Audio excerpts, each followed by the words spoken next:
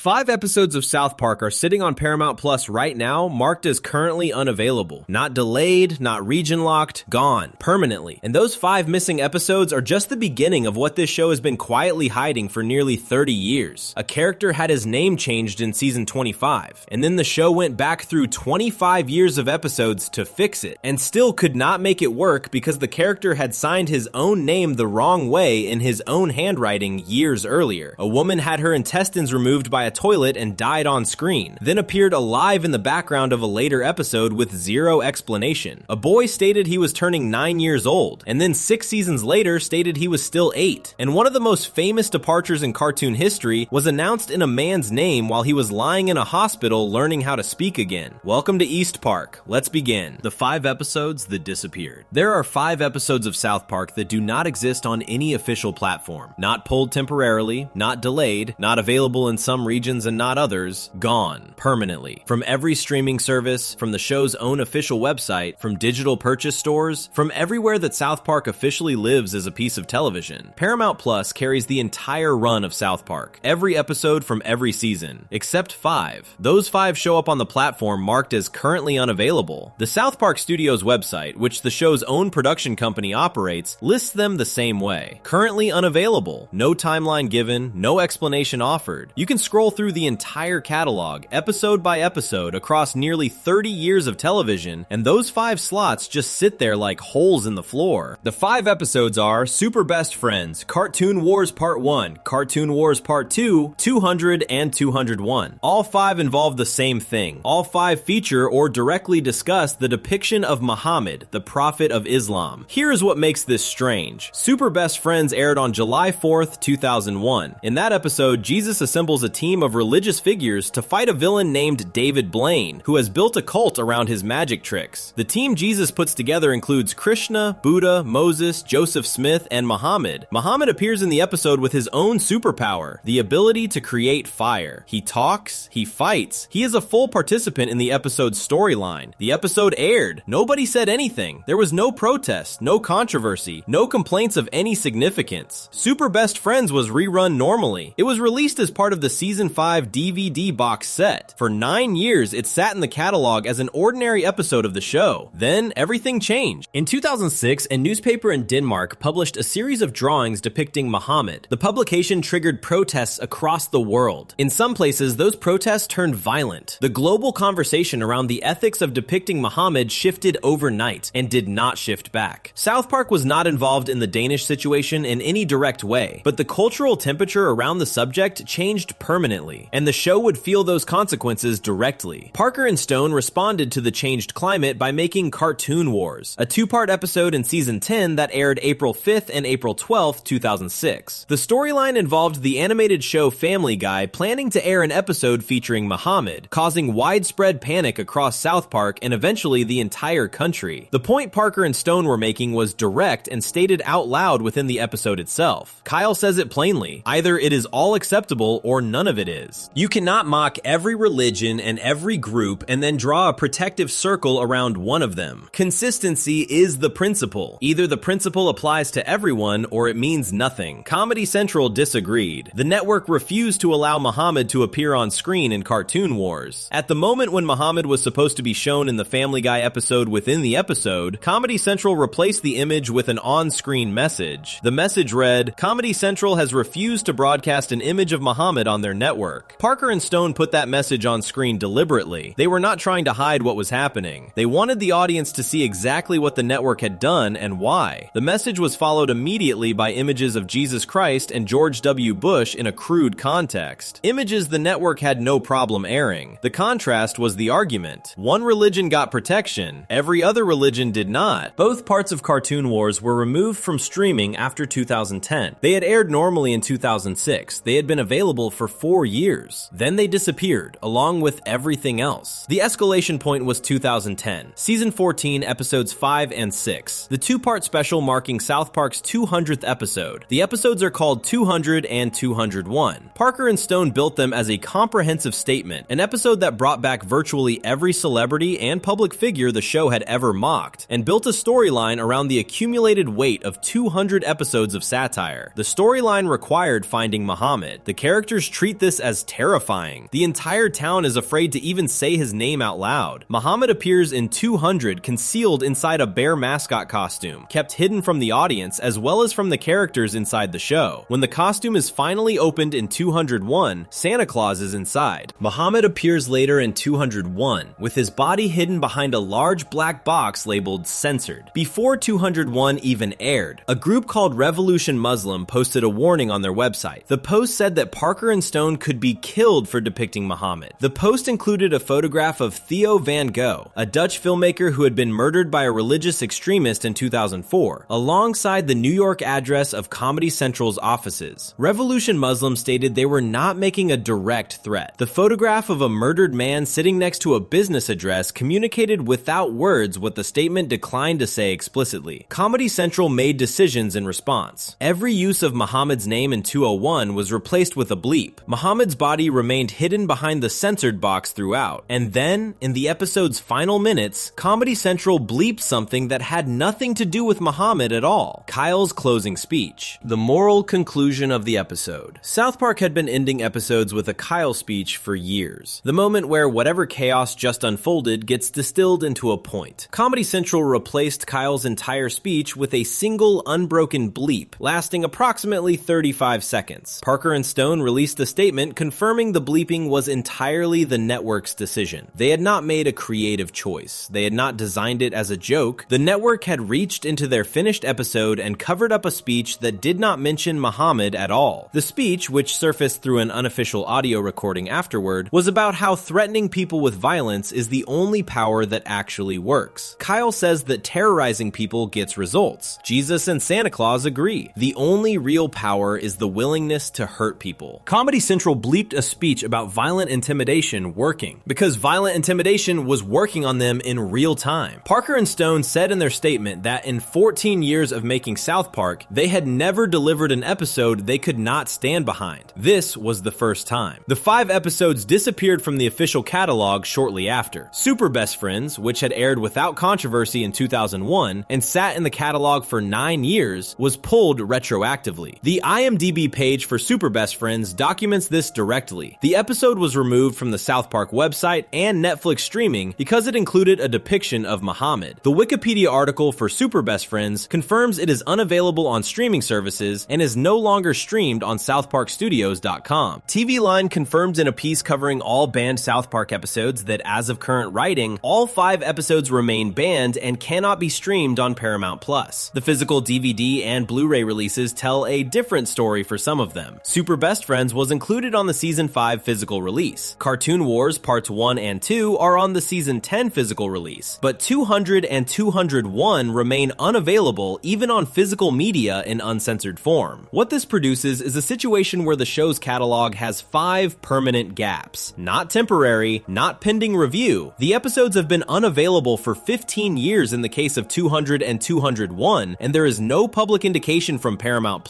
Comedy Central, or Parker and Stone that any of them are coming back. The 5 banned episodes collectively represent something important about what South Park was trying to do across 14 seasons of addressing religion. The argument the show was making, that consistent treatment of all religious figures is the only honest position for a satire show, got answered by the network making the exact opposite decision repeatedly. Muhammad could not be shown. Jesus could. Buddha could. Every other religious figure could. Muhammad could not. The 5 banned episodes are the shape of that answer. They are the places in the catalog where the show tried to make its argument and the argument got stopped. Super Best Friends in 2001 slipped through before anyone was paying attention. Cartoon Wars in 2006 got censored mid-episode. 200 and 201 in 2010 got censored so heavily that the creators said they could not stand behind what aired. And then, all 5 vanished. The show kept going. New episodes aired the following week after 201. Parker and Stone continued. South Park is still on the air, but those 5 slots in the catalog remain empty, marked currently unavailable, 15 years on. Currently unavailable is the only official explanation that has ever been offered. Before we move on, if you're enjoying this analysis, please consider subscribing. It helps the channel tremendously. The 5 missing episodes are the most visible gap in the show's official record, large enough that anyone browsing the catalog notices them immediately. But South Park contains a different kind of gap that most people who have watched the show for 20 years have never spotted. A character who has been present since Season 3 had his name changed in Season 25, and the show went back through its entire catalog to fix it, and still could not make the fix work cleanly because the character had written his own name down in his own handwriting in his own episodes and spelled it the wrong way. Section 2. The name that was never Token. For 25 years, South Park had a character named Token Black. The name was a joke, a deliberate, fully intentional joke that Parker and Stone built into the character from the beginning. Token Black was the only black kid in South Park Elementary. His name was a direct reference to the concept of a token minority, the practice in American television and film of including a single non-white character in an otherwise all-white cast. Not because the story required that character, but because having one checked a box. Parker and Stone named their only black recurring student after that exact practice, and then gave him the last name Black, Token Black. The joke was in plain sight for anyone who wanted to see it. He first appeared as a background character in the very first episode, Cartman Gets an Anal Probe, in 1997. His first speaking role came in Season 3. By the time the show hit its middle seasons, he was an established presence. Not a main character in the way Stan, Kyle, Cartman, and Kenny are, but a regular face in the classroom, a member of Craig's group of friends, and occasionally a central figure in specific episodes. His family is established as the wealthiest in South Park. His father Steve is a lawyer. His mother Linda is a chemist. In an intentional flip of racial stereotypes, the show made its only black family the richest one in town. For 25 seasons, nobody in the show questioned his name. Nobody commented on it. The joke existed as part of the background of the show, the way a lot of South Park's background jokes exist. Obvious once you look at it, invisible if you are not paying attention. Then, Season 25, Episode 2 aired on February 9th, 2022. The episode is called The Big Fix. The Big Fix opens with Randy Marsh realizing that his family has no black friends. Randy, who operates Tegrity Farms and has become increasingly concerned with appearing socially aware, invites Steve Black and his family over for dinner. During the dinner, it comes out that Token's name is not Token at all. His name is Tolkien, as in J.R.R. Tolkien, the author of The Lord of the Rings. The episode then reveals that every single person in South Park has always known his name was Tolkien. Every character, every classmate, every teacher, every adult. Everyone except Stan Marsh and Randy Marsh, who have been calling him Token for 25 years because they simply heard the name wrong and never corrected themselves. Stan is devastated by this. He has a crisis about it. He realizes he has been calling his own classmate the wrong name for his entire life. A name that, when you look at it clearly, is a racial joke, and that everyone around him knew the correct name and never told him. The episode ends with the doctor addressing the audience in a direct-to-camera moment, asking anyone who also thought the character's name was Token to call a helpline, framing them as equally as ignorant as Stan. The in-show retcon is clean and funny and lands as satire. Parker and Stone were using it to acknowledge that the original name was something they wanted to move away from, doing it in a way that made the audience's own assumption part of the joke. If you thought his name was Token, the episode is telling you, you were not paying more attention than Stan was. After The Big Fix aired, Parker and Stone went further than just changing the name in one episode. They went back through the entire catalog, all 25 seasons, and changed the closed captions and subtitles to spell his name Tolkien instead of Token. Every episode, every instance. The change was applied retroactively across the whole show. Because the episode established that Stan and Randy were the only ones who had been getting it wrong, their dialogue in all episodes still shows Token in the subtitles, but every other character's dialogue was updated to Tolkien. This was an enormous undertaking. 25 years of episodes, hundreds of instances of the name appearing in captions. Parker and Stone changed all of it, and it still did not work cleanly. Because the character had written his own name down, the Big Fix trivia page on the South Park fandom wiki documents the specific problem in detail. The name change created immediate continuity errors in the series. Not because other characters said Token, the show explained that away as Stan and Randy getting it wrong. The problem is that Tolkien himself had spelled his name Token on multiple occasions across earlier episodes, in his own handwriting, on objects belonging to him personally. In Wing, the Season 9 Episode 3 from March 23rd, 2005, Tolkien signs a record contract. He writes his name on the contract, he signs it as Token, not a character misreading his name, not Stan calling him the wrong thing. Tolkien himself signing his own legal name on his own contract spells it Token. In South Park is Gay, Season 7 Episode 8, Tolkien wears a pink metrosexual jacket that has his name on it. The name on the jacket is Token. In Raising the Bar, Season 16 Episode 9, a production credit appears reading Token Black Production. This is presented as Tolkien's own production company name, his own branding, and it spells his name Token. The TV tropes recap for The Big Fix notes all of this directly. Tolkien signed his own name as Token on the Wing contract. His name appeared as Token on his own jacket in South Park is Gay. The wiki trivia page states plainly that the name change introduced many continuity errors in the series, because the character himself had spelled the name out on multiple occasions in ways that could not simply be reattributed to Stan or Randy mishearing it. The show attempted to explain away most instances of Token appearing in text as in-universe spelling errors made by other characters, people who, like Stan, had heard the name wrong and written it down wrong. This explanation covers a lot of cases, but it cannot cover the cases where Tolkien signed his own name, wrote his own name, or put his own name on his own belongings. Those instances exist in episodes that aired years before The Big Fix, filmed with the full understanding at the time that the character's name was Token, and they now sit in the catalog as documented contradictions that the retcon cannot reach. The character's history is also more complicated than just the name. Before he was Token Black, he was Token Williams. The South Park fandom wiki documents this. Token Black was originally known as Token Williams before his surname became Black. The name Williams appears in earlier seasons before the show settled on Black as his last name. So the character went from Token Williams to Token Black to Tolkien Black across the show's run. 3 different names for the same character, the last 2 of which directly contradict each other in terms of what his name actually is, while the first one contradicts both. Adrian Beard, the South Park art director who has voiced the character since 2000, took over from Trey Parker, who voiced him in early appearances. The Wikipedia article for Tolkien Black confirms this voice change and documents the full name history. Parker voiced him first, Beard took over. The character's name was Token Williams, then Token Black, then retroactively became Tolkien Black, while remaining pronounced identically to Token in almost every character's mouth. The show's own website updated the character page to reflect Tolkien. The closed captions were changed. The character pages were edited. Giant Freakin' Robot reported on the full extent of what Parker and Stone did. They went back through their entire catalog of clips, episodes, and character pages to change the spelling, effectively rewriting the show's own history as part of the joke. The report noted that this was described as Parker and Stone gaslighting their audience. The retcon was designed to make viewers feel that they should have known the name was Tolkien all along, even though the name had always been spelled Token and the character had signed his own name that way. The Fandom Wiki trivia page for The Big Fix lists the specific episodes where Token appears, spelled out in ways that undermine the retcon. It also notes that Wendy, Red, BB, and Nellie all raised their hands in The Big Fix when asked if they knew how Token's name was spelled, meaning they're presented as having always known. But in The List, a season 11 episode, those same characters spelled his name Token. So the retcon requires that characters who spelled his name Token in season 11 had actually known all along how it was really spelled, which means their own previous spelling was an error they never noticed and never corrected. The character's name on various notice boards in the 3rd grade classroom had been spelled Token across multiple earlier episodes. His name was spelled Token in TSST,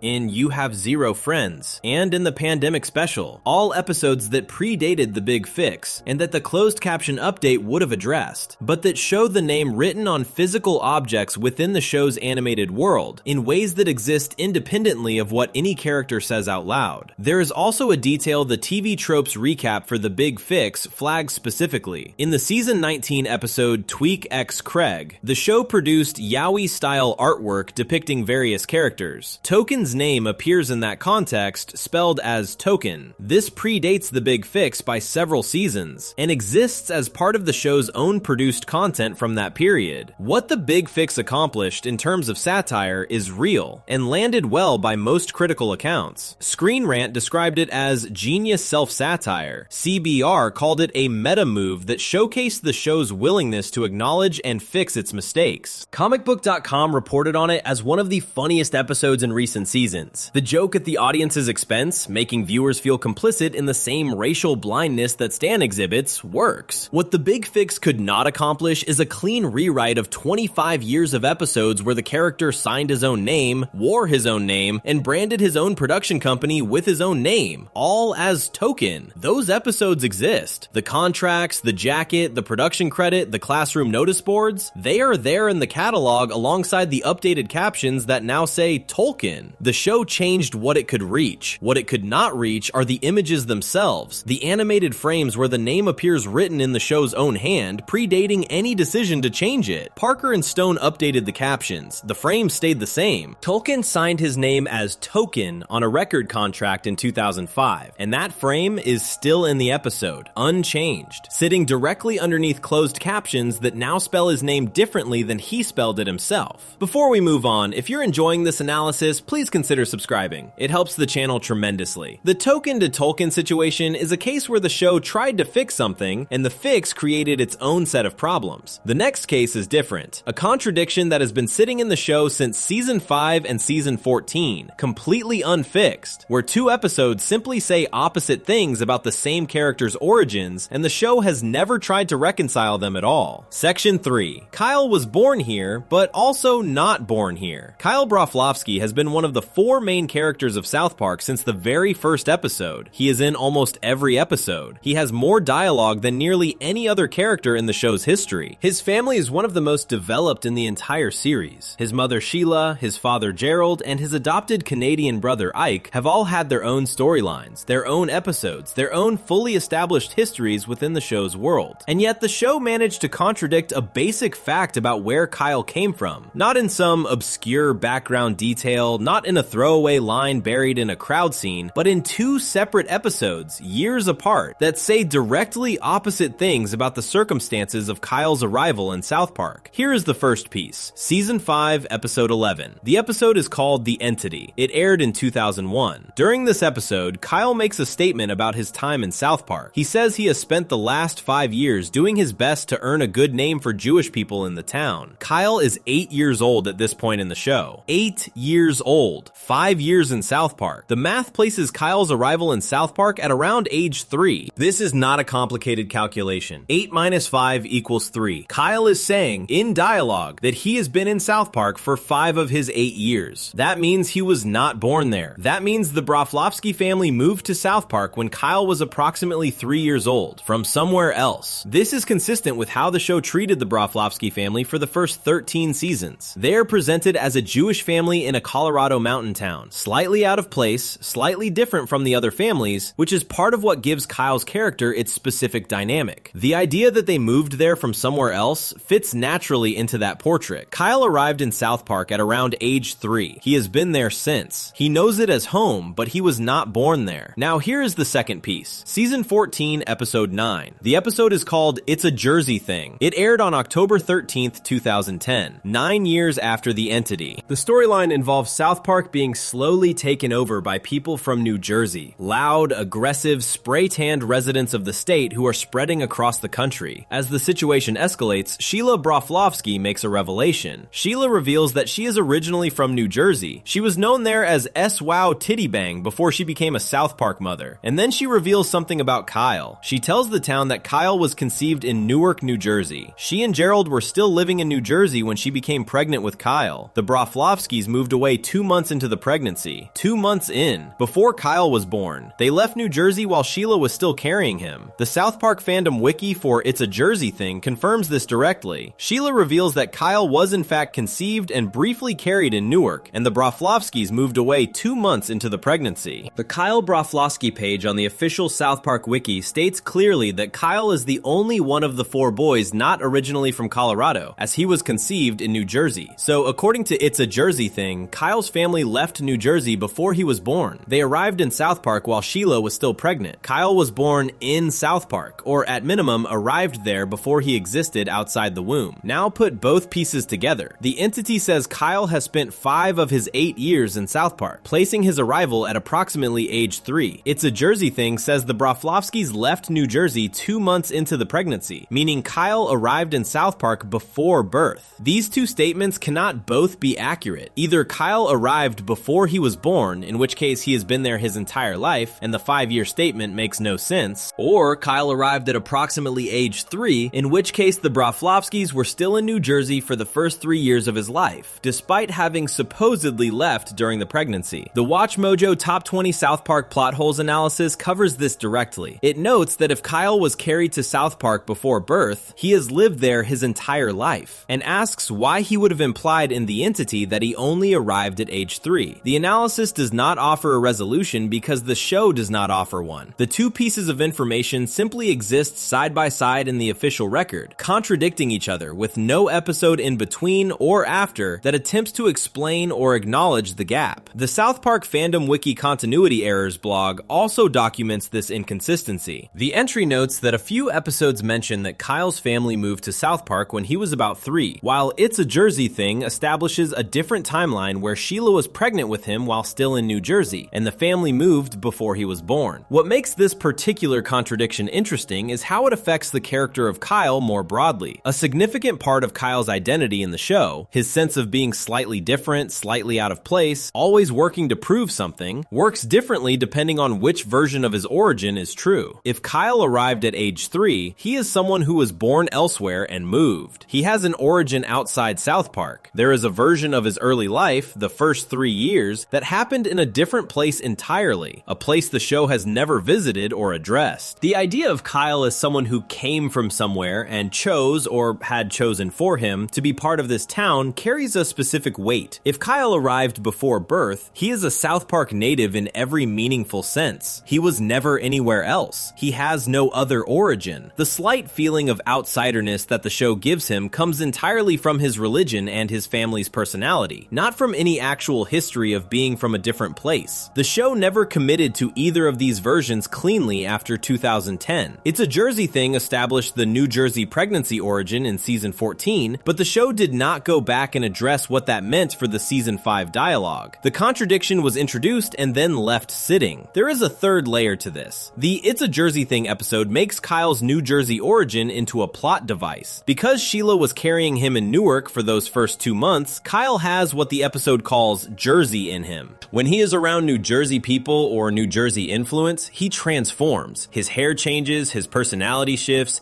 he becomes aggressive and loud in the specific way the episode parodies about Jersey Shore culture. The show uses this as a comedic story engine for the episode. Kyle transforms. He is partly from New Jersey, and that part surfaces under the right conditions. The episode resolves with Kyle helping defeat the Jersey invasion by going full Jersey himself, using the transformation as a weapon. It is played for comedy throughout. The episode works on its own terms as a standalone story, but in making Kyle partly Jersey as a plot device, it's a Jersey Thing locked in a specific version of his origin that directly contradicts the version the entity had established 9 years earlier. And neither episode was presented as overriding or correcting the other. It's a Jersey Thing does not say, by the way, forget what you heard before about Kyle arriving here at age 3. The entity does not get walked back. The two versions simply exist in different seasons, saying different things. The Kyle Broflovsky character page on the South Park Archives wiki states that Kyle is the only one of the boys who is not originally from Colorado, having been conceived in New Jersey. This takes the It's a Jersey Thing version as the definitive one, but the entity dialogue is also in the catalog, also verified, also part of the official run of the show. There is a small additional wrinkle that the Watch Mojo analysis raises in the context of this same storyline. Cartman, in The Big Fix, the season 25 episode that retconned Tolkien's name, identifies Kyle through what he calls the 3 J's: Jewish, Jersey, and a third J that Cartman insists applies to Kyle. The Watch Mojo analysis of the plot holes notes that for the third J to work as a J, it would need to be spelled phonetically, since the word Cartman uses does not actually start with J as written. This is a small detail, but it sits inside the same episode cluster as the Kyle origin question, and adds another layer of minor inconsistency to how the show handles Kyle's specific combination of identities. Gerald Broflovsky's character page confirms that he and Sheila moved to South Park to avoid having their newly conceived child grow up in New Jersey. The Wikipedia article for Gerald and Sheila Broflovsky states this directly. Sheila was originally from New Jersey, and she and Gerald moved to South Park to avoid having their newly conceived child grow up there. Newly conceived. 2 months into the pregnancy, moved to South Park. This timeline, if accurate, means Kyle was born in South Park, or arrived there so early in the pregnancy that calling him a South Park native from birth is essentially correct. And yet the entity has Kyle placing himself in South Park from age 3, and that line is also there, also in the catalog. Also said out loud by Kyle himself, in dialogue describing his own history. The show gave Kyle 2 different origins across 14 seasons, and has not, in the 11 seasons since It's a Jersey Thing aired, made any attempt to reconcile them. No episode has addressed it. No piece of official production material has explained it. The 2 timelines simply coexist. What is worth noting is that this is not a background detail. It is not a costume that changed between shots or a minor character whose name shifted slightly. This is a core piece of who Kyle Broflovsky is, where he came from, how long he has been in in South Park, whether his sense of being slightly outside the default of the town has any geographic basis or is purely cultural and religious. The show built 13 seasons on one implicit understanding of Kyle's origin, then introduced a contradicting version in season 14, and kept going through season 27 without addressing the gap between them. Kyle has been in South Park since before he was born, according to one episode. Kyle arrived in South Park at age 3, according to another. Both episodes exist. Both are official. Both are in the catalog that anyone can watch today on Paramount Plus. Except, of course, for the 5 episodes that are not on Paramount Plus at all. Those are in Section 1. Before we move on, if you're enjoying this analysis, please consider subscribing. It helps the channel tremendously. Kyle forgetting something important is a theme the show returns to without seeming to realize it. There is an episode, several seasons before It's a Jersey Thing, where Kyle does not just forget a piece of his own history, he forgets an event that happened to him personally, physically, in his own body. A creature attacked him. He nearly died from it. And then, 11 years of broadcast time later, that same creature came back to South Park, and Kyle searched the internet to find out what it was, as if it had never touched him at all. Section 4. The Monster Kyle Already Met. Season 11, 2007. 3 episodes. The Imagination Land Trilogy. Parker and Stone made Imagination Land as a substitute for a second South Park movie. The show's own trivia confirms this, noting the trilogy was intended to function as a feature film replacement since producing another theatrical movie while also running the show had proved too difficult after the first film and Team America. The 3 episodes aired on October 17th, October 24th, and October 31st of 2007. They won the 2008 Emmy Award for Outstanding Animated Program for programming 1 hour or more. This was the first and only time South Park was nominated in that specific Emmy category, and it won. The basic story is this. A leprechaun leads the boys to Imagination Land, a place where every imaginary creature and character ever conceived by human thought actually exists and lives. Terrorists attack Imagination Land. The barrier separating the good imaginary characters from the evil ones gets broken down. Chaos follows. Butters, left behind when everyone else escapes, becomes the key to saving Imagination Land because of his specific ability to believe and imagine things into existence. Meanwhile, the United States government gets involved, trying to nuke Imagination Land to prevent the evil imaginary creatures from escaping into the real world through the portal. Running alongside all of this is a separate storyline about Cartman and Kyle and a bet involving whether Kyle will perform a specific act on Cartman. This bet is what keeps Cartman engaged across all 3 episodes while everything else is collapsing. His motivation throughout the entire Imagination Land crisis is not saving anyone or stopping anything, it is making sure Kyle honors their agreement. At the Pentagon, after Stan and Kyle are brought in for questioning about how they accessed Imagination Land, something comes through the portal into the real world. Man-Bear Pig. Man-Bear Pig had been introduced in Season 10, Episode 6, also called Man-Bear Pig, which aired April 26, 2006. In that original episode, Al Gore visits South Park Elementary, claiming that a creature called Man-Bear Pig, half man, half bear, half pig, is a real and deadly threat that nobody is taking seriously. The boys investigate and find no evidence that Man-Bear Pig exists. The episode treats Man-Bear Pig as something Al Gore imagined, a delusion he cannot let go of, and uses it as a metaphor for climate change denial, specifically for the way people dismissed climate concerns as something invented by an alarmist. Man-Bear Pig does not actually appear in the episode named after him. He exists only in Al Gore's claims. Then in Imagination Land Episode 2, Man-Bear Pig comes through the portal, because Imagination Land is where imaginary things are real, and because Man-Bear Pig had been established as something Al Gore imagined, Man-Bear Pig exists in Imagination Land as a genuine creature. When the portal between Imagination Land and the real world opens at the Pentagon, Man-Bear Pig crosses through. The South Park Archives wiki for Imagination Land Episode 2 describes what happens next in detail. Man-Bear Pig attacks the people inside the Pentagon. Then he finds Kyle. He strangles Kyle. The attack is severe enough that Kyle appears to have died from it. The scientists and military personnel present attempt to revive Kyle multiple times. They give up. The official verdict in the room is that Kyle is dead from Man-Bear Pig's attack. Cartman is at Kyle's bedside at this point, having traveled cross-country on a mission to find Kyle and collect on their bet. When Kyle appears to be dead, Cartman reacts, not with grief exactly, but with a specific kind of frustration. He cannot collect on a bet from a dead person. Kyle dying means Cartman loses. Driven entirely by this self-interest, Cartman performs CPR on Kyle and revives him. Kyle survives. He wakes up. He has been strangled nearly to death by Man-Bear Pig and and then brought back by Cartman's CPR. The South Park fandom wiki for Imagination Land Episode 2 confirms this sequence. Kyle appears to have died from Man-Bear Pig's attack. Scientists give up trying to revive him, and Cartman manages to revive him using CPR because he wants Kyle alive to honor their bet. Kyle's survival of a Man-Bear Pig attack is therefore a documented event in the show's official record. It is not a background detail. It is not something that happened to a minor character in a crowd scene. It happened to one of the four main characters in a 3-part Emmy-winning episode, and it required another main character to physically intervene to keep him alive. After Imagination Land, Kyle continues through the rest of Season 11 and through Seasons 12, 13, 14, 15, 16, 17, 18, 19, 20, and 21 without any reference to Man-Bear Pig or the attack at the Pentagon. Then Season 22 arrives. Season 22, Episode 1, Time to Get Cereal. It aired on October 3rd, 2018, 11 years after Imagination Land Episode 2. In Time to Get Cereal, Man-Bear Pig returns to South Park. The creature begins attacking people. He shows up at Tegrity Farms. He attacks Jimbo Kern and Ned Gerblanksy, taking Ned away. He then kills multiple people outside South Park Elementary and at a Red Lobster restaurant and at a Baskin Robbins. The Man-Bear Pig character page on the South Park Archives wiki confirms all of these appearances. Time to Get Cereal and the follow-up episode Nobody Got Cereal are both listed as confirmed Man-Bear Pig appearances, picking up directly from his original Season 10 introduction. Stan, Kyle, Cartman, and Kenny are central to the Season 22 storyline. They track down Al Gore to get information about Man-Bear Pig, acknowledging that they had mocked Gore for years about the creature, and that Man-Bear Pig turns out to be real after all. The Season 22 episodes function as a direct apology for the original Man-Bear Pig episode. Parker and Stone had made a climate change denial metaphor in 2006, and by 2018 felt the episode had aged badly enough to warrant revisiting it and correcting the show's position. TV Line, covering the episode's legacy, confirmed that Parker and Stone realized how poorly the original Man-Bear Pig episode had aged, and returned to it 12 years later with the Season 22 2-episode arc to address it. The show's revisiting of Man-Bear Pig in Season 22 is deliberate and documented. Kyle participates in the Season 22 storyline. He is involved in tracking down information about Man-Bear Pig. He treats the creature as something he is encountering and investigating. The WatchMojo Top 20 South Park plot holes identifies the problem directly. Kyle survived a Man-Bear Pig attack in the Imagination Land trilogy in Season 11. He was strangled by the creature. He nearly died. Cartman had to bring him back. And then 11 years later, when Man-Bear Pig returns and starts killing people, Kyle shows no memory or awareness of having already encountered the creature personally and survived its direct physical attack. The WatchMojo analysis asks whether the trauma of the attack could have blocked Kyle's memories. It offers this as a possible in-universe explanation, while acknowledging the show provides none. The other possibility the analysis raises is that Kyle's lack of memory is part of an elaborate Man-Bear Pig cover-up of some kind. Neither explanation is one the show offers. Both are the audience trying to fill a gap the show left open. There is an important distinction worth establishing here. The Imagination Land trilogy ends with Butters reimagining everything back to the way it was. He restores Imagination Land to its original state, with the evil characters back behind the barrier and the good characters restored to life. The South Park fandom wiki for Imagination Land Episode 3 confirms this ending. Butters climbs out of a blank void and thinks hard enough to recreate the entirety of Imagination Land as it had been, with everything restored. This restoration applies to Imagination Land. The question is whether it applies to events that happened in the real world during the trilogy, specifically at the Pentagon where Man-Bear Pig came through the portal and attacked Kyle. The restoration Butters performs is of Imagination Land itself, the imaginary realm. The attack on Kyle happened at the Pentagon, in the real world of the show, outside Imagination Land's borders. Butters restoring Imagination Land would not logically erase what happened to Kyle at a government facility in the real world. But even if one were to argue that the restoration somehow reset everything, including real-world events from the trilogy, that argument creates its own problem. The show never makes this argument. Butters' restoration is shown as a restoration of Imagination Land specifically. The episode does not frame it as a reset of all events from the trilogy across all locations. Kyle waking up in South Park after the trilogy with no memory of being strangled by Man-Bear Pig is not explained by Butters' restoration of the imaginary realm. The TV Tropes recap for the Imagination Land trilogy confirms the ending. Butters wakes up and tells his parents about his crazy dream, and his parents tell him that saving Imagination Land actually happened. He really did it, and he is grounded for missing his chores. The events of the trilogy are treated as real within within the show's world. They happened. They are part of the official record of events in South Park, which means Kyle was strangled by Man-Bear Pig at the Pentagon, for real, within the show's established reality. And when Man-Bear Pig returned 11 years later and started killing people across South Park, Kyle searched the internet to find out what Man-Bear Pig was. The season 22 storyline also establishes that Man-Bear Pig is not simply an imaginary creature that crossed through a portal. The boys discover in Nobody Got Cereal that Man-Bear Pig is a demon who was summoned to Earth decades ago. This origin is different from the Imagination Land explanation, where Man-Bear Pig existed in the imaginary realm because Al Gore had imagined him. The season 22 retcon of Man-Bear Pig as a demon predating Al Gore's awareness of him creates its own separate continuity question about whether the Imagination Land version and the season 22 version of Man-Bear Pig are the same creature operating under the same rules. The Man-Bear Pig character page on the South Park Archives wiki lists his appearances in chronological order. The Imagination Land appearances and the season 22 appearances are both listed as the same character. The show treats them as the same creature across all appearances. So Man-Bear Pig strangled Kyle in 2007. Man-Bear Pig returned in 2018. Kyle had no memory of the 2007 strangulation in 2018. The show offers no explanation for this gap. The Imagination Land ending does not cover it. The demon retcon in season 22 does not address it. The Watch Mojo analysis flags it and leaves the question open because the show leaves the question open. This is also not the only memory problem the Imagination Land trilogy creates. Stan gets sucked through the portal into Imagination Land during the first episode and has experiences there. When he and Kyle wake up after the first episode believing they were dreaming, Stan tells Kyle about the dream he had, and Kyle has had the same experience, confirming neither of them was dreaming. The entire trilogy operates on the premise that what happened in Imagination Land was real and remembered by the characters who were there. Kyle remembers the events of Imagination Land. He remembers Butters. He remembers the terrorists. He remembers the portal. He remembers the government involvement. He does not remember being strangled. The gap between what Kyle remembers and what he does not remember from the same trilogy is not explained by any difference in how those events were experienced. Being strangled by a creature until you apparently die and requiring CPR to come back is not a subtle experience that might slip from memory. It is the most physically direct and personally dangerous thing that happens to Kyle across all 3 episodes. And yet, 11 years later, he does not know what Man-Bear Pig is. Parker and Stone have said in multiple contexts that South Park operates on a loose relationship with continuity, that the show resets between episodes, and that tight tracking of every past event is not the priority. This is a fair description of how the show works in general, but Imagination Land is one of the show's most ambitious productions, a 3-part Emmy-winning arc that the show itself treated as a significant event in its history. Kyle's near death at the hands of Man-Bear Pig within that arc is not an incidental detail from a throwaway episode. It is a central plot beat of a special production that won the show its most prestigious award. The Man-Bear Pig who came back in season 22 and started killing people in South Park had already killed Kyle once, 11 years earlier at the Pentagon. Kyle just did not know that anymore. Before we move on, if you're enjoying this analysis, please consider subscribing. It helps the channel tremendously. South Park's relationship with its own past is loose enough that an event from an Emmy-winning 3-part special can vanish from a main character's memory across 11 seasons. But some continuity problems in the show are not about forgetting. Some are about a character having a specific trait in one episode that simply stops existing in another, with no event in between to explain the change. Cartman has a documented fear of needles that shows up in the later seasons. He also has a documented willingness to stick a needle into his own arm in season 12. Both of these are real. Both are in the official record, and the show has never tried to explain how both of them can be true at the same time. Section 5. The fear that came and went. Cartman has a fear of needles. This is established on screen. In a later season episode, Cartman is faced with a routine medical injection, the kind of shot that millions of people get without significant difficulty, and his response is complete panic. He runs, he squeals. He behaves, in the words of the Watch Mojo Top 20 South Park plot holes analysis, like a literal pig to avoid the needle. The fear is presented as genuine, as deep, and as something that overrides his usual attempts to control situations and manipulate people around him. When the needle appears, Cartman loses his composure entirely. The Watch Mojo analysis describes the scene clearly clearly. Terrified of a little poke, Cartman runs and squeals like a literal pig to avoid the needle. This is not presented as Cartman performing fear for an audience or using the situation to get something he wants. It is played as a real, uncontrollable reaction to the presence of a needle, the kind of fear that bypasses calculation and just takes over. This would be completely unremarkable as a character detail if the show had not already put Cartman in a scene 4 or 5 seasons earlier where he stuck a needle into his own arm without hesitation. Season 12, Episode 1, Tonsil Trouble. It aired March 26, 2008. The episode opens with Cartman going in for a routine tonsil removal operation. During the procedure, through a medical error, Cartman is accidentally infected with HIV. He contracts the virus from a contaminated blood supply during his operation. He wakes up HIV positive. Cartman's response to this is immediate and specific. He decides to infect Kyle. The plan he executes involves drawing blood from his own arm. He takes a needle. He punctures his own skin. He draws his own blood, which is now HIV positive. He then uses that blood to infect Kyle. The South Park fandom wiki for Tonsil Trouble confirms this sequence. Cartman deliberately draws blood from his own arm to infect Kyle with HIV. This requires Cartman to hold a needle, place it against his own arm, and push it through his skin. He does all of this. The episode presents it as a calculated, deliberate act executed with full intention. There is no moment in Tonsil Trouble where Cartman hesitates about the needle. There is no moment where his hands shake or where he has to force himself past some internal resistance. He picks up the needle and uses it as a tool because it serves his purpose. The needle is not the obstacle in this scene. Kyle is the target. The needle is simply how Cartman gets there. Now the problem is fully visible. In the later season episode, Cartman cannot get a routine injection. He panics, he runs, he squeals like a pig. The fear is total and it overrides everything. In Tonsil Trouble, Cartman draws blood from his own arm with a needle to infect his classmate with HIV. No hesitation, no panic, no squealing. The Watch Mojo Top 20 South Park plot holes identifies this contradiction directly. It asks 2 questions. First, did the writers forget about Tonsil Trouble when they wrote the vaccination episode? Second, was Cartman so consumed by his hatred of Kyle and Tonsil Trouble that the hatred overrode the fear? The analysis presents both of these as possibilities, and then notes that the show provides no answer. Neither question gets addressed within any episode. The Fear of Needles episode does not reference Tonsil Trouble. Tonsil Trouble does not reference or foreshadow any needle fear. The 2 pieces of information exist in the catalog independently, pointing in opposite directions with nothing connecting them or explaining the gap. The South Park fandom wiki continuity errors blog documents needle-related inconsistencies in the show's record as part of a broader list of established character traits that behave differently across episodes without explanation. Cartman's needle situation sits alongside other documented contradictions in how his character is written across the show's long run. What makes this particular contradiction interesting is how it connects to something deeper about how Cartman is written across the show's history. Cartman is the show's most psychologically complex character. He is manipulative, calculating, and almost always operating with a specific goal in mind. Most of what he does makes sense as part of a pattern. Even his cruelty usually has a direction. He wants something, he does something to get it, the outcome either works or it does not. The Tonsil Trouble needle scene fits this pattern perfectly. Cartman has HIV, he is furious, Kyle is his target, the needle is a tool for his revenge. His anger at being infected and his desire to make Kyle suffer are strong enough to drive a fully calculated plan involving multiple steps, one of which is self-puncturing with a needle to draw his own blood. The goal is clear. The method serves the goal. Cartman executes without hesitation. The vaccination scene presents something different. There is no goal Cartman is trying to reach that requires avoiding the needle. The needle is simply a medical procedure, and Cartman falls apart. There are 2 ways to read this gap. The first is that the writers of the vaccination episode simply did not track back to Tonsil Trouble when establishing Cartman's needle fear, and the contradiction is a production error resulting from writing over 200 episodes across 20+ seasons without a tight continuity database. This is the most straightforward explanation and the most consistent with how South Park produces content. 6 days per episode, week after week, with Parker and Stone handling most of the writing themselves and working at a pace that does not always leave room for cross-referencing every character trait against every prior season. The second reading is that Cartman's fear of needles is real but contextual, that when his hatred of Kyle and his desire for revenge are strong enough, they override the fear in a way that a routine medical injection cannot. Under this reading, Cartman is capable of using a needle when the emotional stakes are high enough, but a standard vaccination does not provide those stakes, so the underlying fear surfaces unchecked. The Watch Mojo analysis gestures at this second reading when it asks whether Cartman was so angry at Kyle that his fear of needles did not surface. But the analysis also frames this as speculation rather than conclusion, because the show does not establish it. For the contextual fear reading to be satisfying, the show would need to have at some point indicated that Cartman's hatred of Kyle operates on a different psychological register than his ordinary fears, that it is strong enough to suppress other things. The show has demonstrated this in other ways across its run, but not specifically in the context of needle fear. What the show has demonstrated clearly across many episodes is that Cartman's emotional responses are not reliable indicators of what he is actually capable of. He performs emotions strategically. He exaggerates reactions when it benefits him. He suppresses reactions when suppressing them is more useful. The character is built around the gap between what he shows and what he actually feels or is capable of. This makes the needle contradiction harder to resolve cleanly in either direction. If Cartman's fear in the vaccination episode is genuine, tonsil trouble is a problem. If Cartman's fear in the vaccination episode is performed, exaggerated for effect, to avoid a medical procedure he simply does not want, then the episode is presenting something different from what it appears to be presenting. And the Watch Mojo reading of him squealing like a literal pig as a genuine fear response is itself a misread. But the show presents the vaccination fear as genuine. It is not framed as Cartman strategically avoiding a shot. It is framed as a real and overwhelming fear response, which puts tonsil trouble back in direct conflict with it. Tonsil trouble is confirmed at Season 12, Episode 1 on both Wikipedia and the South Park Fandom Wiki. The episode's basic plot, Cartman accidentally infected with HIV during a tonsillectomy, then infecting Kyle, is documented across multiple official sources. The specific detail of Cartman drawing his own blood with a needle to execute his plan is part of the episode's established record. The vaccination episode where Cartman's needle fear is displayed is also in the official record, documented in the Watch Mojo analysis and in the broader discussion of South Park continuity errors across the show's run. Both exist. One shows Cartman unable to handle a needle near his body. The other shows Cartman pushing a needle through his own skin as part of a revenge plan. The seasons between them contain no explanation of how both of these can be true for the same character. The broader pattern this fits into is worth noting. Cartman's character traits across 27 seasons are not always consistent. This is partly intentional. He is written as a person who adapts and performs and whose behavior is shaped by what he wants in any given moment. But some of the inconsistencies go beyond what character flexibility can cover. The needle situation is one of them because it involves a specific physical fear response on one side and a specific physical action using the same object on the other. Fear responses and deliberate tool use sit in different psychological categories. One is involuntary, the other is chosen. Cartman being afraid of a needle and Cartman using a needle as a weapon are not the same kind of thing, and one happening does not automatically explain or excuse the other. Parker and Stone have spoken in various contexts about how South Park's production pace means that tight continuity tracking is simply not the priority. The show moves fast. An episode that aired 4 seasons ago is, in production terms, years in the past. The writers are focused on what the current episode needs to be, not on cross-referencing every trait and event from earlier seasons. This production reality explains a lot of South Park's continuity gaps without excusing them. It is a true description of how the show works and a genuine reason why things like Cartman's needle fear can appear without the writers flagging the tonsil trouble conflict. What it does not do is resolve the contradiction. The explanation for why it exists is not the same as an explanation of how both things can be true within the show's world. Cartman drew his own blood with a needle in season 12. He panicked at a needle in a later season. The show has not connected these two facts or tried to make them fit together. They sit in the catalog as two separate statements about the same character, pointing in opposite directions, both verified, both official, both simply there. Before we move on, if you're enjoying this analysis, please consider subscribing. It helps the channel tremendously. Cartman's needle situation is a case where one established character trait contradicts another across different seasons. The next case is different in a specific way. A character's name changed not because of a creative decision during production, but because of a medical emergency happening to a real person outside the show entirely. That story involves Butter's father, a name that switched without explanation across the first 5 seasons, and a documented fact from the show's official Twitter account that confirms the change happened and offers no reason why. Section 6. The Father with 2 Names. Butterscotch is one of South Park's most beloved characters. He was a background character in the earliest seasons, present present in crowd scenes, visible in the classroom, but without a defined role or consistent personality. Across seasons 2 and 3, he began appearing more regularly. By season 5, he had become significant enough that Parker and Stone positioned him as the character who would fill the gap left by Kenny's permanent death in Kenny Dies. Season 6 ran largely without Kenny, and with Butters taking a more central role. By the time Kenny came back at the end of season 6, Butters had established himself as something the show had not planned for him to be, a genuinely beloved, fully developed character who the audience had responded to so strongly that removing him from the main group would have been its own kind of loss. Parker and Stone have both stated in interviews that Butters is one of their favorite characters they have ever created. His specific combination of total innocence, constant suffering, and genuine sweetness, the fact that terrible things happen to him constantly and he remains fundamentally kind, gave the show a character type it had not had before. He functions as a moral contrast to Cartman in a way that no other character manages quite as precisely. His home life is a central part of who Butters is. His parents ground him constantly. His father, Steven, is strict, controlling, and capable of behavior that goes well beyond ordinary parental discipline. His mother, Linda, has had her own documented moments of extreme behavior. The Stotch household is a place of constant tension for Butters, and the relationship between Butters and his father is one of the show's most consistently developed secondary dynamics, which makes it especially strange that his father did not have a consistent name for the first 5 seasons of his existence. Here is what is documented. Steven Stotch, the name the character carries through most of the show's run, the name confirmed on the South Park fandom wiki, the name used across the majority of his appearances, was not always Steven. In early seasons, the character was called Chris. His wife Linda called him Chris. Other characters referred to him as Chris. He responded to Chris. For several seasons, Chris Stotch was the name attached to Butters' father. Then, without any episode addressing it, without any storyline explaining it, without any character commenting on the change, the name became Steven. The South Park fandom wiki for Steven Stotch documents this directly. The page notes that the character was previously called Chris, and that the name change to Steven occurred as his role in the show became more prominent. The parenthetical previously Chris appears in the character's official description on the wiki. The MovieMistakes.com database for the show lists it as a continuity mistake. Butters' dad's first name changes from Chris to Steve as the series progresses. The official South Park Twitter account addressed this in a post tagged with the label South Park History. The post stated, "Butters' dad is one of many characters who have undergone a name change. In early seasons, he was known as Chris. The show's own official social media confirmed the change happened and identified it as part of a broader pattern of characters whose names shifted across the run." That phrase, "one of many characters," is worth pausing on. The Twitter post is not presenting Butters' dad's name change as a unique event. It is presenting it as one example of something that happened multiple times across the show's history. Other characters also had their names change. The Token to Tolkien situation from Section 2 is the most extensively documented of these, but it is not the only one. The South Park fandom wiki continuity errors blog lists several. Token Williams becomes Token Black before becoming Tolkien Black. Jimmy Swanson becomes Jimmy Vollmer. Minor background characters have surnames that shift between seasons, but the Butters' father situation is distinct from these in a specific way. Token's last name change from Williams to Black happened early and settled. Jimmy's name change is a secondary character detail. Butters' father's name change involves a character who is a fully speaking, regularly appearing parent in the show's most developed secondary family, and the change happened across the first 5 seasons, a period during which the character was actively being established. The IMDb trivia page for the episode Butters' Very Own Episode, which is Season 5, Episode 14 and aired December 12, 2001, addresses this directly. The trivia note states, "In this episode, Butters' father's first name is Chris, while in later shows it changes to Steven." The note then adds, "This is not a goof, but rather an intentional change made to the character once his role became more prominent within the show." This is significant. IMDb's trivia for the episode is not categorizing the name change as a mistake. It is categorizing it as a deliberate decision made by Parker and Stone once they realized how important the character was becoming. As Butters grew in significance across seasons 3, 4, and 5, his father grew with him. The more prominent Steven became, the more the writers apparently felt that the name Chris no longer fit what they wanted from the character, so they changed it. The show never told the audience this happened. No episode addressed it, no character said anything like, "By the way, my dad goes by Steven now." The name simply changed between episodes, and the show moved forward as if it had always been Steven. This is a production decision rather than an oversight, according to the IMDb note. note, but it produces the same result as an oversight would, a character who had one name in earlier episodes and a different name in later episodes, with no in-universe explanation connecting them. The WatchMojo Top 20 South Park Plot Holes analysis covers the name change, and asks the most obvious question: if no explanation is given in the show, how is the audience supposed to reconcile the two names? The analysis notes that Steven is not using Chris as a separate name for anything particular. He is not going by Chris in some contexts and Steven in others for any reason the show establishes. He simply was Chris and then became Steven. The WatchMojo coverage adds a detail about the middle name. Is Chris his middle name? The analysis asks. Then answers, no, it is Willis. The character's full name, as confirmed in the season 18 episode The Magic Bush, is Steven Willis Stotch. The middle name Willis was revealed in that episode. The first name Chris, used through season 5, is not accounted for anywhere in the name Steven Willis Stotch. The South Park fandom wiki for Steven Stotch includes the middle name Willis in its description of the character, sourcing it to The Magic Bush. The full name is Steven Willis Stotch. There is no Chris in that name. There is no explanation for why Linda called her husband Chris through multiple seasons. The character's history outside the name issue is also worth establishing, because it shows how extensively developed he became once the show committed to him as Steven. The fandom wiki documents an extraordinary list of things Steven Stotch has done across the show's run. He is revealed in Butter's very own episode to be what the episode calls bi-curious. He visits a gay men's bathhouse while telling his wife he is shopping. This revelation causes Linda to attempt to kill Butters by putting him in her car and driving toward water. The episode, which is season 5 episode 14, is the same episode where his name appears as Chris in the IMDb trivia note. So at the precise moment the show was still calling him Chris, it was also giving him one of the most defining character moments in his entire history. Subsequent episodes established that Steven tried to suppress these aspects of himself after the bathhouse situation nearly destroyed his family. He sends Butters to conversion therapy in Cartman Sucks, season 11 episode 2, after finding Butters in a compromising situation with Cartman. He attempts to feed Butters a dead woman's body in Margarine, season 9 episode 9. He sells Butters to Paris Hilton as a pet in Stupid Spoiled Whore video playset, season 8 episode 12. He digs up a grave and tries to bury a fake version of Butters at an old Native American burial site in Margarine, also season 9. He files a false police report claiming Butters was kidnapped by a Puerto Rican man in Butters' very own episode to cover for Linda's breakdown. All of these things are documented on the South Park fandom wiki under Steven's character page. The page lists them under categories including attempted enforced cannibalism, grave robbing, human trafficking, lying to authorities, and murder. Steven Stotch is, across the full run of the show, one of the most consistently terrible parents in South Park, which in a town that includes Randy Marsh and Leanne Cartman is genuinely competitive. The name change sits at the foundation of all of this. The character who became one of the show's most extensively developed and documented secondary figures spent his first several seasons being called something different, and the transition between those two names happened silently. What the IMDb note about intentionality reveals is something about how South Park handles character development in real time. The show does not always know what a character is going to become when that character first appears. Butters began as a background face. His father began as a named but undeveloped parent. As Butters grew into something the show valued more, his father grew with him. The name Chris was the name given to a character who had not yet become important. Steven became the name of the character who had. The problem is that the show did not go back and fix the early episodes. It did not retroactively change the name in the seasons where Chris was used, the way it retroactively changed Token to Tolkien in the captions across the catalog in 2022. The Chris seasons stayed as they were. The character simply became Steven at some point in season 5 or 6, and the audience was expected to follow along without comment. Most audiences did follow along without comment. The name change is not something that disrupts viewing in an obvious way. Unless someone is specifically tracking the character's name across seasons, watching season 2 and season 8 close together for example, the shift is easy to miss. Steven has been Steven for so long at this point, across so many more episodes than he was ever Chris, that the earlier name is essentially buried under the volume of later content. But it is there. The early episodes exist. Linda calling her husband Chris exists in those episodes. The IMDb trivia confirms it. The South Park official Twitter confirmed it. The fandom wiki documents it. The MovieMistakes.com database lists it. The character's full confirmed name is Steven Willis Stotch. He was called Chris for several seasons. Nobody nobody in the show ever explained why. The show's own social media acknowledged the change happened and described it as one of many name changes across the series. One of many, meaning this is not an isolated event in South Park's history, but part of a pattern of character details that shifted between seasons as the show developed and as certain characters became more important than they were originally designed to be. Steven Stotch, formerly Chris, middle name Willis, father of Butters, one of the most documented secondary characters in the show's history, has been grounding Butters for nearly 30 years of television. He started those 30 years with the wrong name. Nobody said anything. The show moved forward. By the time anyone looked closely enough to notice, Steven had been Steven for so long that Chris felt like something from a different show entirely. In a way, it was. The show that called him Chris was still figuring out what it was going to be. The show that renamed him Steven had found it. The name change just happened somewhere in between, quietly, without announcements, in the gap between one episode and the next. Before we move on, if you're enjoying this analysis, please consider subscribing. It helps the channel tremendously. A father's name changing across seasons is a production detail that the show never addressed from inside its own world. The next case is different. A character who died on screen clearly in a specific episode and then appeared alive in another episode a short time later with no explanation offered and no acknowledgement that anything unusual had occurred. Clyde Donovan's mother did not get a name change. She got something stranger than that. Section 7. The Woman Who Died and Came Back. Season 16, Episode 1. March 14th, 2012. The episode is called Reverse Cowgirl. Clyde Donovan is a regular background character in South Park Elementary's 4th grade class. He has been present in the show since early seasons, part of the group of classmates that includes Craig Tucker, Tolkien Black, Jimmy Vollmer, and others who appear regularly without being central to the main 4 boys. Clyde has had his own storylines across the show's run. He is recognizable, established, and part of the consistent fabric of the show's school world. Reverse Cowgirl begins with a problem in the Donovan household. Clyde has a habit of leaving the toilet seat up after using the bathroom. His mother Betsy finds this infuriating. She has told him repeatedly. He keeps doing it. The episode opens with this domestic tension as its starting point. Then Betsy uses the toilet with the seat left up. The result, as South Park presents it, is catastrophic. The toilet creates a suction effect. Betsy is pulled down onto the toilet and her intestines are sucked out of her body. She dies. The cause of death, as the episode frames it, is directly connected to Clyde leaving the toilet seat up. The death of Betsy Donovan is the central event that drives the entire episode's plot. A lawsuit follows, courtroom scenes follow, a broader satirical argument about personal responsibility and litigation follows. Everything in Reverse Cowgirl builds from the death of this one character. The death is not ambiguous. Betsy Donovan's intestines are removed from her body by a toilet. She does not survive this. The episode treats her death as the established fact around which all of its subsequent story is constructed. Without Betsy dying, there is no episode. Her death is load-bearing. 3 episodes later, in the same season, Betsy Donovan appears in the background of a scene, alive. She is not the focus of the scene. She is not a plot point. She is simply present in the background among other South Park parents, living and visible and apparently intact, despite having had her intestines removed by a toilet several weeks of broadcast time earlier. The Watch Mojo Top 20 South Park Plot Holes analysis covers this directly and with some exasperation. The analysis notes that Betsy makes an improbable full recovery